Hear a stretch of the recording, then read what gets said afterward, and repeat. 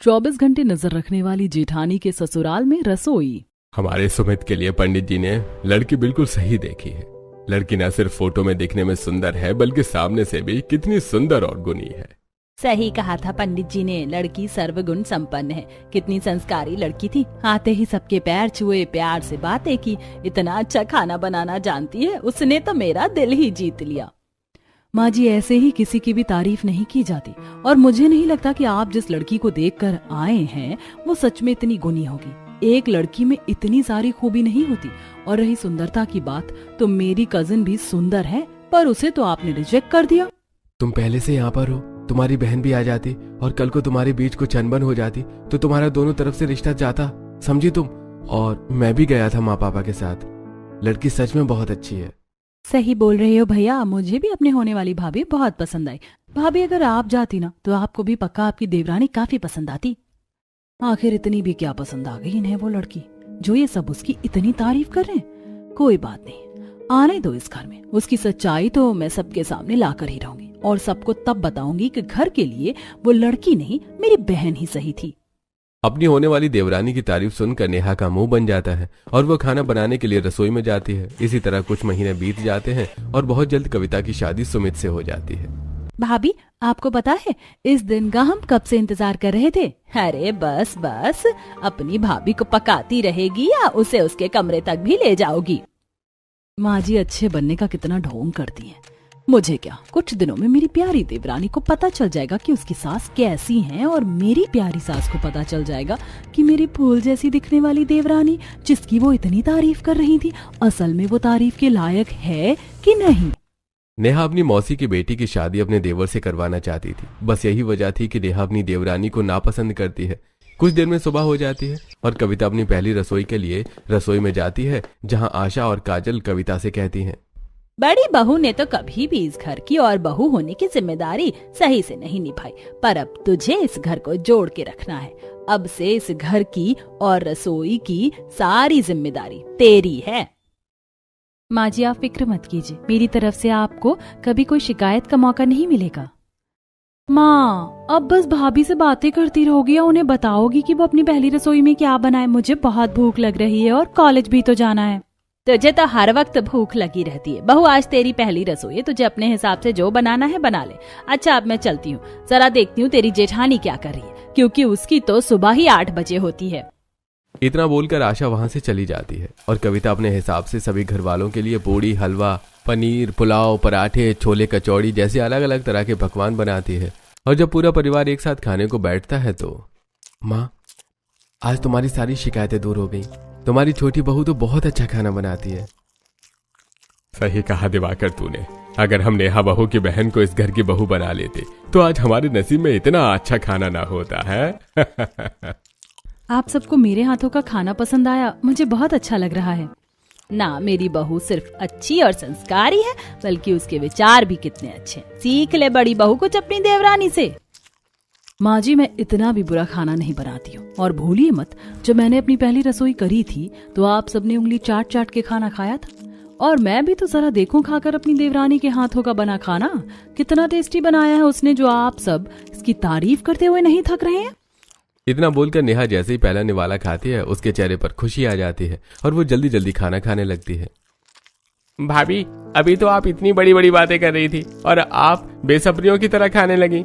क्यों, इतना अच्छा लगा क्या मेरी बीवी के हाथों का खाना? खाना अच्छा हो या बुरा, मैं कभी खाने का अपमान नहीं करती। इसने तो सच में काफी अच्छा खाना बनाया, ऐसा खाना तो होटल में भी नहीं मिलता। आखिर इसने इतना अच्छा खाना खुद से कैसे बनाया? जरूर दाल में कुछ काला है। कहीं ऐसा तो नहीं किसी 5 स्टार होटल से इसने खाना मंगवाया हो और हम सबको खाने को दे दिया हो। नेहा, अब तो तुझे अपनी देवरानी पर नजर रखनी ही होगी। हाँ भाभी, हम जानते हैं आप खाना कभी बर्बाद नहीं होने देती, और आपको पता है कि सारा खाना छोटी भाभी ने 1 घंटे में बनाया है। क्या 1 घंटे में? आखिर ये हर चीज में इतनी अच्छी कैसे हो सकती है? नेहा, अब तुझे 24 घंटे अपनी देवरानी पर नजर रखनी होगी, तभी तो उसका असली सच पता कर सकेगी तू। नेहा को यकीन नहीं होता कि उसकी देवरानी न सिर्फ सुंदर है बल्कि कम समय में अच्छा खाना बनाना भी जानती है। इसीलिए वो अपनी देवरानी पर नजर रखने का फैसला करती है। इसी तरह 2-3 बीत जाते हैं और नेहा अपनी देवरानी पर छुप छुप कर नजर रखती है। ऐसे ही एक दिन जब कविता कुछ कपड़े धोकर उन्हें सुखाने के लिए टब में रख रही होती है तो अचानक से कविता उसके पीछे आकर खड़ी हो जाती है और उसके कंधे पर हाथ रखते हुए कहती है, अभी तो तुमने सिर्फ आधे कपड़े धोए, बाकी के कपड़े तो अब भी गंदे सर्फ वाले पानी में डूबे हुए हैं। फिर तुम अपनी जगह से कैसे उठ सकती हो? दीदी, आपने तो मुझे डरा ही दिया था। अगर कपड़ों को ज्यादा देर तक सर्फ वाले पानी में डुबाकर छोड़ा जाए तो कपड़े धोने में आसानी होती है। इसीलिए मैंने सोचा कि जब तक ये गंदे कपड़े पानी में फूल रहे हैं, मैं धुले हुए कपड़े तार पर डालकर आ जाऊं। ऐसे में काम जल्दी होता है। अच्छा, तो जल्दी काम खत्म करने की ये तरकीब है तुम्हारी। अच्छा जाओ, पर हाँ, इसमें से कुछ कपड़े ऐसे हैं जिन पर अभी भी साबुन लगा है। एक बार पानी से और धो लेना, समझी? जानती हूँ दीदी, तभी तो साबुन वाले कपड़ों को अलग रखा है। इतना बोलकर नेहा टब वाले कपड़े लेकर छत पर जाती है तो वहीं नेहा मुंह बनाकर अपने कमरे में जाने लगती है, पर आशा उसके पास आकर बोलती है, अरे सारा दिन बस घर में खाली घूमती रहती है। ये पकड़ अपने ससुर की दवाई की पर्ची और दिवाकर को फोन करके बोल कि रात को आते हुए दवाई लेकर आएगा। इतना छोटा सा काम था माँ जी, ये काम तो आप ननद जी को भी बोल सकती थी। मैं छत पर जाने की सोच रही थी, कुछ देखना था मुझे। बहू, तेरी याददाश्त बहुत कमजोर हो गई है। भूल गई तेरी ननद कॉलेज जाती है इस वक्त और मुझे एंड्रॉइड फोन चलाना नहीं आता। अपनी सास की फटकार सुनकर नेहा जीने की तरफ देखती है और उसके बाद दवाई की पर्ची की फोटो अपने पति को भेजकर दवाई लाने को कहती है। इसी तरह कुछ दिन बीत जाते हैं और एक दिन जब कविता रसोई में अकेली गाना गाते हुए बर्तन साफ कर रही होती है तो आज मैं ऊपर आसमान नीचे, आज मैं आगे जमाना है पीछे। जब कविता बेफिक्र होकर गाना गाते हुए बर्तन धो रही होती है तो अचानक से नेहा उसके बगल में आकर खड़ी हो जाती है और जैसे ही नेहा बर्तन लेने पीछे मुड़ती है तो जिठानी को अचानक देखकर कविता के हाथों से गिलास छूटकर टूट जाता है। ओई माँ, दीदी आप बिल्ली की तरह दबे पांव क्यों आती हैं? अगर आज मुझे हार्ट अटैक आ जाता तो? तुम्हारा तो मालूम नहीं, पर तुमने बहुत महंगा ग्लास तोड़ दिया है। अगर माँ जी को पता चला तो उन्हें हार्ट अटैक जरूर आ जाएगा। और क्या तुम्हें नहीं बताया किसी ने कि पहली रसोई की सफाई होती है, उसके बाद बर्तन धोए जाते हैं। जिस तरह से तुम नाचते गाते काम करती हो, बर्तन मांज रही हो, अगर गंदा पानी जमीन पर गिर गया तो सोचा है झाड़ू कैसे लगाओगी? काम बढ़ नहीं जाएगा और सफाई करने में समय नहीं लगेगा क्या? वैसे तो तुम बहुत शॉर्टकट तरीका अपनाती हो। अभी क्या दिमाग घास चरने गया है? पता है दीदी, पानी वाले काम से पहले सूखा काम होता है, पर आज रसोई इतनी ज्यादा गंदी नहीं कि झाड़ू लगाऊं। इसीलिए मैंने सोचा कि पहले बर्तन साफ कर लूं और फिर पोछे में ही थोड़ा बहुत जो कूड़ा है वो साफ कर लूं। इससे मुझे झाड़ू नहीं लगाना पड़ेगा और मेरा काम जल्दी हो जाएगा। ये काम चोर तो बड़ी ही तेज है, ऐसे काम जल्दी खत्म करने के लिए दिमाग लगाती है। तभी तो मैं कहूँ इतनी जल्दी कैसे काम कर लेती है। अब समझ में आया क्यों घर वाले इसकी इतनी तारीफ कर रहे थे। चुड़ैल कहीं की, मेरी बहन की जगह खाकर आ गई मेरी देवरानी बनकर। पर मैं इसे ज्यादा दिन सबकी लाडली बनकर नहीं रहने दूंगी। कविता की बात सुनकर नेहा उसे घूरते हुए रसोई से बाहर चली जाती है और ये देखकर कविता खुद से कहती है, मेरी जेठानी कितनी अजीब है। जब देखो मुझे घूरती रहती है और पास कब आकर खड़ी हो जाती है मुझे पता भी नहीं चलता। ऐसा लगता है कभी कभी मानो जैसे कि ये मुझ पर नजर रखती हैं। खुद से बात करके कविता फिर से काम पर लग जाती है और रात को सोने से पहले बेड पर बैठे हुए सुमित से अपनी जेठानी की बातें करती है। सुमित, गलत मत समझना, पर पता नहीं तुम्हारी भाभी मुझे थोड़ी अजीब लगती है। कहीं वो साइको तो नहीं? अरे कविता, तुम तो कुछ भी कह रही हो, मेरी भाभी बहुत अच्छी है। अच्छा, फिर मुझे इतनी अजीब क्यों लगती है जेठानी जी? शायद मैं कुछ ज्यादा ही सोच रही हूँ। कविता सुमित की बात पर विश्वास कर लेती है और इसी तरह कुछ दिन बीत जाते हैं और एक दिन जब रसोई में कविता अकेली काम कर रही होती है तो रसोई के बाहर खड़ी होकर नेहा अपनी देवरानी को छुप छुप कर देख रही होती है और तभी वहां काजल आती है और ये देखकर अपनी भाभी से कहती है, क्या हुआ भाभी, आप छोटी भाभी पर नजर रख रही हो क्या? पागल हो क्या? मैं क्यों किसी पर नजर रखने लगी भला? किसी काम से आई थी और अब भूल गई। बस वही खड़ी होकर सोच रही थी। और तुम आज इतनी जल्दी कॉलेज से कैसे आ गई? हमारी जो लास्ट क्लास सर लेते हैं वो सर आज आए नहीं थे, इसीलिए मैं जल्दी आ गई। इतना बोलकर काजल रसोई में जाती है और कविता के घर के कामों में मदद करवाने लगती है। ये देखकर नेहा फिर से जल जाती है। माँ बेटी दोनों एक जैसी हैं। आज तक इसने मेरी तो कभी मदद नहीं करवाई और देखो जरा अपनी छोटी भाभी को कैसे घर के कामों में मदद करवाती हैं। मुंह बनाकर नेहा अपने कमरे में चली जाती है। देखते ही देखते रात हो जाती है और रात को नाइट ड्रेस में बेड पर बैठे नेहा दिवाकर से कहती है, तुम्हारा पूरा खानदान ही मुझसे चलता है। तुम्हारी बहन ने आज तक घर के कामों में मेरी कभी मदद नहीं करवाई और जब से मेरी देवरानी आई है तुम्हारी बहन उसकी मदद करवाती है घर के कामों में। अगर मेरी बहन मेरी देवरानी बनकर आती तो कितना अच्छा होता। जलते मेरे घर वाले नहीं तुम हो। छोटी छोटी शिकायतें भी मुझसे करने लगती हो। उसका मन किसी की भी मदद करवाए। तुम उनसे अच्छे से बनाकर रखो तो वो तुम्हारी भी मदद करवा देगी। हाँ, आपसे तो कुछ बोलना ही बेकार है। पता नहीं कैसा पति भगवान ने मेरी किस्मत में लिख दिया। इसी तरह कुछ दिन बीत जाते हैं और धीरे धीरे नेहा पहले से भी ज्यादा कविता पर नजर रखने लगती है। ऐसे ही एक दिन जब कविता रसोई में अकेली खड़ी होकर खाना बना रही होती है तो नेहा भी उसके साथ खड़ी रहती है और उसे काम करता देख बार बार उसे टोकती है। अरे ये क्या किया तुमने? बिना आलू धोए उसे छीलना शुरू कर दिया। पहले आलू धो लेती, कितने गंदे आलू हैं। दीदी, छिलका तो आलू का ही है, क्यों बार बार एक ही सब्जी को धोकर अपना टाइम वेस्ट करो। कविता की बात सुनकर नेहा चुप हो जाती है और कुछ देर बाद कविता सब्जी बनाने लगती है और सब्जी में मिर्च डालती है। अरे क्या कर रही हो? सारी मिर्च सब्जी में ही डाल दोगी क्या? सब्जी खाई भी नहीं जाएगी। दीदी, ये मिर्च बिल्कुल भी तीखी नहीं है, फिक्र मत करो। और वैसे भी इसमें मैं थोड़ी दही डालूंगी ताकि सब्जी का स्वाद बढ़ सके, इसलिए मिर्च डालने दीजिए। बिल्कुल तीखी नहीं होगी सब्जी। अच्छा, तो तुम ऐसे बनाती हो खाने का स्वाद बढ़ाने के लिए? सही है, बनाओ। आज जेठानी जी को क्या हो गया है? वैसे तो ये रसोई में आती नहीं, पर आज सुबह से मेरे साथ रसोई में खड़ी है। ये नहीं कि खड़ी हैं तो कुछ काम भी करवा दें। नजर तो मुझ पर ऐसे गड़ा कर रखी है मानो जैसे मैं खाने में जहर मिला दूंगी। अब कविता को भी समझ आने लगता है कि उसकी जेठानी उस पर नजर रख रही है। इसी तरह कुछ दिन बीत जाते हैं और एक दिन जब कविता छत पर कपड़े डाल रही होती है तो नेहा उसके पीछे आती है और उससे जैसे ही कहने लगती है तो कविता डर जाती है और वो पीछे मुड़ती है। कैसे काम कर रही हो तुम? कपड़े उल्टे करके डालो वरना सारे कपड़ों का रंग उड़ जाएगा। दीदी, मुझे कपड़े डालने तो दो। अभी तो मैंने बाल्टी से कपड़े निकाले ही हैं। मैं उल्टे करके ही कपड़े डालती हूँ। मुझे भी पता है कपड़े कैसे डाले जाते हैं। हाँ, जानती हूँ मैं, तुम हर काम में बहुत तेज हो। मैं तो बस तुम्हें ये बताने के लिए आई थी कि छत पर आई हो कपड़े डालने के लिए, वो छत की सफाई भी कर देना। देखो छत कितनी गंदी हो रही है। इतना बोलकर नेहा अपनी देवरानी को घूरते हुए नीचे जाती है और तभी उनकी एक पड़ोसन शोभा कविता से कहती है, बहू, तुम्हारी जेठानी कामों में तुम्हें मदद करवाती है या नहीं, या सिर्फ तुम्हें परेशान करती है? ऐसा नहीं है आंटी जी, दीदी हर काम में मेरी मदद करवाती हैं। ये तो बहुत अच्छी बात है बहू। कविता बात करते हुए कपड़े तार पर डालकर छत की सफाई करती है और इसी तरह कुछ दिन बीत जाते हैं और एक रात नाइट ड्रेस में बेड पर बैठे हुए। क्या हुआ कविता, तुमने सिर को चुन्नी से क्यों बांधा हुआ है? तबीयत तो ठीक है? सर दर्द से फटा जा रहा है और ये सब तुम्हारी भाभी की वजह से हो रहा है। 24 घंटे मुझ पर नजर रखती हैं, ये नहीं कि काम में मदद करवा दे। अच्छा, तो ये बात है। जब कविता अपने पति से कमरे में बात कर रही होती है तो उस वक्त भी नेहा नाइट ड्रेस में उसके कमरे के बाहर दरवाजे के छेड़ से झांक रही होती है। सब लोग इसकी कितनी तारीफ कर रहे थे और इसे देखो मेरी बुराई कर रही है। इससे तो काफी अच्छी थी मेरी बहन, पर इन लोगों को तो ये चुड़ैल पसंद आई। बहू, तुम छोटी बहू के कमरे के बाहर क्या कर रही हो? वो पापा जी। अगर बहू को पता चला तो उसे बहुत बुरा लगेगा। अब झांकना बंद करो और अपने कमरे में जाओ।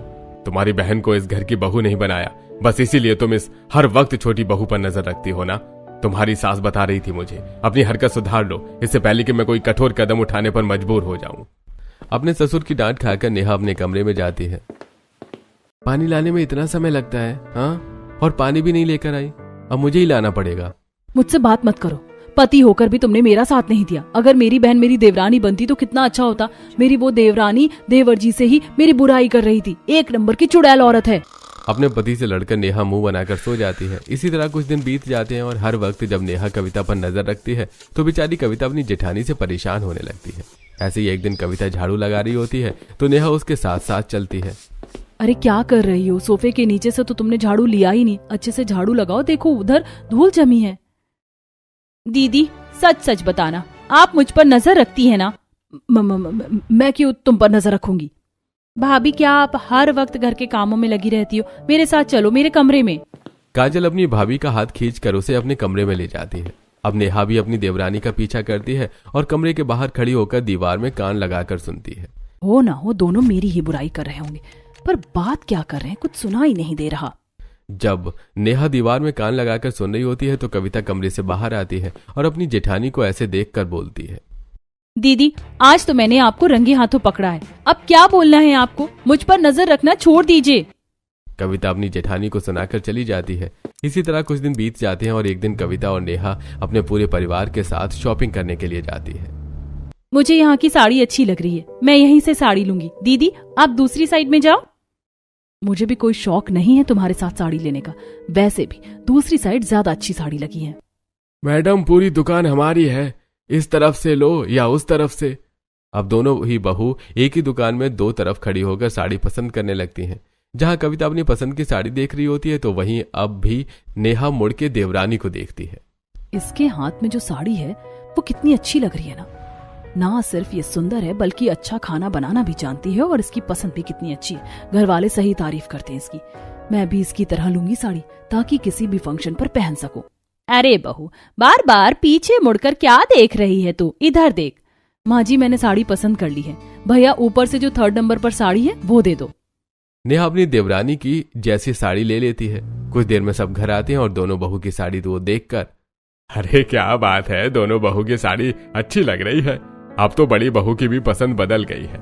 मेरे दोस्त के रिटायरमेंट फंक्शन में तुम दोनों यही पहनना। दीदी ने वही साड़ी पसंद करी है जो मेरे हाथ में थी। इससे साफ जाहिर है कि दीदी 24 घंटे मुझ पर नजर रखती है। पर क्यों? कविता का शक यकीन में बदल जाता है और अब वो परेशान रहने लगती है। इसी तरह कुछ दिन बीत जाते हैं और एक दिन जब कविता बाजार में सब्जी लेने के लिए जाती है तो उसकी मुलाकात उसके दोस्त सपना से होती है। अरे कविता, तू? मैंने तो सोचा ही नहीं था कि इस तरह शादी के बाद हम दोनों दोस्त कभी बाजार में मिल पाएंगे। विश्वास तो मुझे भी नहीं हो रहा। वैसे तू ठीक तो है ना? अरे मैं तो बिल्कुल ठीक हूँ और मेरे ससुराल में भी सब बहुत अच्छे हैं, खासकर मेरी जेठानी। वैसे तेरे ससुराल वाले तो अच्छे हैं? हाँ, सब अच्छे, बस मेरी जेठानी को छोड़कर 24 घंटे मुझ पर नजर रखती है। कभी कभी तो मुझे वो पागल लगती है, घूरती ऐसे हैं जैसे मैं कोई क्रिमिनल हूँ। डर लगने लगा है मुझे उनकी नजरों से। जब कविता अपनी जेठानी के बारे में सपना को बता रही होती है तो नेहा अचानक से उसके पास आ जाती है और उसके हाथों से सब्जी का थैला लेते हुए उससे कहती है, अगर मेरी बुराई कर ली हो तो घर चले। खाना बनाने के लिए देरी हो रही है और आज मैं भी तुम्हारे साथ घर के काम करवाऊंगी। दीदी, आप यहाँ भी आ गई। आपसे कितनी बार बोला है मुझे इस तरह से डराया मत करो। अचानक से मेरे सामने आ जाती हो और अब आप मुझ पर नजर रखना भी बंद करो। मुझे पता है आप मुझ पर 24 घंटे नजर रखती हैं। काम तो ये कुछ करवाती नहीं है, मुझ पर नजर रखने के लिए ही काम का बहाना बना रही हैं। कुछ भी मत बोलो। इतना बोलकर नेहा कविता के साथ घर आती है। कुछ ही देर में पूरा परिवार खाना खाकर अपने कमरे में सोने के लिए चला जाता है, पर कविता को नींद नहीं आती और वो डर के बेड पर बैठी रहती है। क्या हुआ कविता, तुम इतनी डरी हुई क्यों हो? सो जाओ। आपकी भाभी ने मुझे डरा के रखा है। आपको मेरी बात पर विश्वास नहीं होता, पर आपकी भाभी 24 घंटे मुझ पर नजर रखती है। अब उनकी नजरों से मुझे डर लगता है। जिस तरह वो मुझे घूरती हैं, ऐसा लगता है कि वो मुझे जिंदा ही खा जाएंगी। अच्छा ठीक है, मैं इस बारे में कल भाभी से बात करूंगा। फिलहाल तो तुम सो जाओ। सुमित कविता को लिटा देता है और चद्दर उड़ाकर कविता को सुला देता है और खुद भी सो जाता है। इसी तरह कुछ दिन बीत जाते हैं और एक दिन जब कविता घर के बाहर काम करते हुए अपनी पड़ोसन से बात कर रही होती है तो अचानक से नेहा उसके सामने आ जाती है। हमारी पड़ोसन सही नहीं है, इनसे बात मत किया करो। हाँ बहू, हम सब बुरे हैं, बस तुम्हारी जेठानी ही अच्छी है, इसकी नजरों के सामने ही रहना। पड़ोसन की बात सुनकर नेहा अपनी पड़ोसी को भी घूरने लगती है और उसके पड़ोसी डर कर घर में चले जाते हैं, जिसके बाद कविता भी नेहा की आंखों से डर जाती है और अंदर जाकर घर के काम करने लगती है और नेहा सोफे पर बैठकर बस कविता को ही देखती है। जेठानी जी को क्या हो गया है? क्या वो सच में इतनी अजीब है? कि मुझे घूरना कब बंद करेंगी? इनकी नजरों से कैसे बचूं? अच्छे से काम करना, क्योंकि मेरी नजरों से कुछ नहीं बचता और मेरी नजर 24 घंटे बस तुम ही पर है। अपनी जेठानी की बात सुनकर कविता डर जाती है और सारा काम खत्म करके कमरे में जाकर दरवाजा लगा लेती है, पर नेहा थोड़ा सा दरवाजा खोलकर उसे देखने लगती है और अपनी जेठानी को खुद पर नजर रखता देखकर कविता अलमारी के कपड़े ठीक करने लगती है।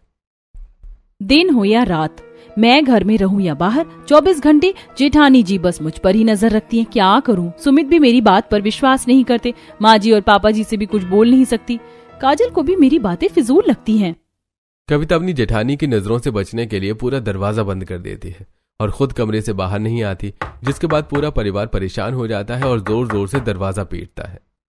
कविता, क्या हुआ? दरवाजा खोलो, हम सब परेशान हो रहे हैं। तो तुम कल से अपने कमरे में बाहर नहीं आई। मुझे बाहर नहीं आना। मुझे आपकी बीवी की नजरों से डर लगता है। वो 24 घंटे बस मुझे ही घूरती रहती हैं। पता नहीं वो 24 घंटे मुझ पर नजर क्यों रखती हैं। बहू, ये तेरी गलत फहमी है, पर फिर भी तुझे ये लगता है कि तेरी जेठानी 24 घंटे तुझ पर नजर रखती है, तो हम इस समस्या का हल निकालेंगे। तू बाहर तो आ। कुछ देर में पड़ोसी भी घर में जमा हो जाते हैं और पड़ोसी की आवाज सुनकर डरती हुई कविता बाहर आती है और वो देखती है कि उसकी जेठानी की आंखों के कंचे बाहर हैं और वो उसे ही देख रही है। देखिए माँ जी, इनकी आंखें बाहर निकली हैं, जो सिर्फ मुझे देख रही हैं। मुझे डर लग रहा है। हमारा कमरा भी साथ है, मुझे इनसे दूर करो। भाभी की आंखें हम सबकी तरह नॉर्मल हैं। अरे बहन, जब तुम्हारी छोटी बहू चाहती है कि तुम दोनों बहू का कमरा अलग कर दिया जाए, तो तुम कमरा क्यों नहीं बदल देती? नेहा बहू का कमरा इस कोने में है, अपनी छोटी बहू का कमरा अपने कमरे से बदल लो। तुम्हारा कमरा तो घर के दूसरे कोने में, इस तरह बहू को थोड़ी तसल्ली रहेगी। सही बोल रही हो तुम, देखो जरा तुम्हारी बहू कितनी डरी और सहमी हुई है। पड़ोसियों के कहने पर आशा अपनी बहू से अपना कमरा बदल लेती है। बहू, अब से तू मेरे कमरे में रहना। अब तुझे बिल्कुल डर नहीं लगेगा, क्योंकि तेरी जेठानी तुझ पर नजर रखने के लिए जब तेरे कमरे के बाहर आएगी तो मेरी नजर उस पर पड़ जाएगी। आशा कविता का कमरा बदल देती है ताकि दोनों एक दूसरे से दूर रहें। पर जब कविता अपने कमरे का दरवाजा खोलकर अपना सामान ठीक कर रही होती है तो उसे फिर से एहसास होता है कि कोई उसे देख रहा है। अब जब कविता पीछे मुड़ती है तो वो देखती है कि उसकी जेठानी की दोनों आंखें बड़ी हैं। उसकी जेठानी तो हॉल में अपनी सास के साथ टीवी देख रही है, पर उसकी आंखें कविता के कमरे में हैं। हाँ, सुमित देखो, तुम्हारी भाभी तो माँ जी के साथ हॉल में बैठी, पर उनकी आंखें हमारे कमरे में हैं। ये कैसे हो सकता है? भाभी की आंखें? कविता और सुमित दोनों ही काफी ज्यादा डर जाते हैं और कमरे से बाहर आते हैं, पर नेहा की नजरें उनसे नहीं हटती। अब जहां जहां कविता जाती है नेहा की आंखें उसका पीछा करती हैं। कुछ ही देर में कविता घर से बाहर निकल जाती है और नेहा की नजरें भी। कोई मुझे बचाओ, मेरी जेठानी इंसान नहीं भूत है। वो खुद तो घर में है, पर उनकी दोनों आंखें बाहर है। मुझे बहुत डर लग रहा है। बहू, क्या हुआ तुझे? तू बैठकर क्यों रो रही है? उठ, आंखें खोल, हम सब तेरे सामने हैं। आशा के उठाने पर भी कविता जमीन से नहीं उठती, जिसके बाद आशा कविता को एक थप्पड़ मारती है और जब कविता आंखें खोलती है तो वो खुद को अपने कमरे में पाती है और पूरा परिवार उसके पास खड़ा होता है। कविता, तुम्हें क्या हो गया था? तुम बैठकर चिल्ला क्यों रही थी? माँ जी, लगता है देवरानी जी को दौरे पड़ते हैं। चुप करो तुम, ये सब तुम्हारी वजह से हो रहा है। तुम 24 घंटे मुझ पर नजर रखती हो। पता है तुम्हारी इन हरकतों से मेरे दिमाग पर क्या असर पड़ रहा है? मैंने अभी बहुत बुरा सपना देखा है। रोते हुए कविता सभी को अपने सपने के बारे में बताती है, जिसे सुनकर नेहा को काफी बुरा लगता है। कविता, मुझे माफ करना, मैं नहीं जानती थी कि मेरी वजह से तुम इतनी ज्यादा डर जाओगी। हाँ, मैं तुम पर नजर रखती थी, पर मैं तुम पर सिर्फ इसलिए नजर रखती थी क्योंकि मैं देखना चाहती थी कि तुम इतनी जल्दी कैसे काम कर लेती हो, इतना अच्छा खाना कैसे बना लेती हो। आखिर तुम में ऐसी क्या खूबी है जिसे देखकर घर वालों ने मेरी बहन का रिश्ता ठुकरा दिया और तुम्हें देवर जी के लिए पसंद कर लिया। इसके अलावा और कोई वजह नहीं थी। भाभी, आपकी ना समझी की वजह से देख लो भाभी की क्या हालत हो गई है। माफ करना कविता, मैं तुम्हारा बुरा नहीं चाहती थी। मुझे नहीं पता था कि तुम इतनी ज्यादा डर जाओगी, और सच में तुम पर नजर रखकर मैंने बहुत सी चीज सीखी है। अब तुम भी मुझे बहुत पसंद हो। अब मुझे लगता है कि घर वालों का फैसला बिल्कुल सही था। चलो, अपनी देवरानी पर 24 घंटे नजर रखकर तुझे तो अकल आई, पर तेरी वजह से बहू की हालत खराब हो गई है। कविता, अपनी बीवी की तरफ से मैं माफी मांगता हूँ। अब से तुम्हारी जेठानी तुम पर नजर नहीं रखेगी, ठीक है? नेहा अपनी गलती के लिए अपनी देवरानी से माफी मांगती है और पूरा परिवार कविता को शांत करके सोने के लिए चला जाता है और कविता नींद की दवाई खाकर सोती है। अगली सुबह जब उठती है तो कहीं भी अपनी जेठानी को नहीं देखती और इसी तरह 2 दिन बीत जाते हैं। और जब इस बार जब वो अपने पड़ोसी से बात कर रही होती है तो, तुम्हारी जेठानी कहीं बाहर गई है क्या? 2 दिन से नजर नहीं आई। नहीं, वो घर में ही है। इतना बोलकर कविता घर में आती है और चारों तरफ अपनी जेठानी को देखती है। जब नेहा उसे कहीं नहीं मिलती तो वो नेहा के कमरे में जाती है, जहां नेहा किताब पढ़ रही होती है। दीदी, 2 दिन से आप मेरी वजह से कमरे में हैं? नहीं कविता, ऐसा बिल्कुल नहीं है। मेरी वजह से तुम इतनी ज्यादा डर गई थी, इसीलिए मैंने सोचा कि 1-2 दिन तुम्हारी नजरों से दूर रहूंगी तो तुम्हारे अंदर का डर खत्म हो जाएगा। माफ करना मुझे। मुझे भी माफ कर दो दीदी, मैं कुछ ज्यादा ही सोचने लगी। अगर मैं ज्यादा ना सोचती तो आज मेरी ये हालत ना होती और मेरी वजह से आपको खुद को कमरे में बंद करने की जरूरत नहीं है। आपने बोला था कि आप मुझसे बहुत कुछ सीखती हैं, तो चलिए घर के कामों में मेरी मदद करवाइए। हमें ग्रोसरी लेने के लिए भी जाना है। कविता की बात सुनकर नेहा को बहुत अच्छा लगता है और वो जल्दी से तैयार होकर कविता के साथ मार्केट जाती है और ये देखकर पूरा परिवार खुश होता है। चलो, हमारी दोनों बहू के बीच की सारी दूरियां खत्म हुई। बड़ी बहू भी सुधर गई और छोटी बहू के मन से भी सारा डर खत्म हो गया। अब बस दोनों इसी तरह हमेशा एक साथ रहें।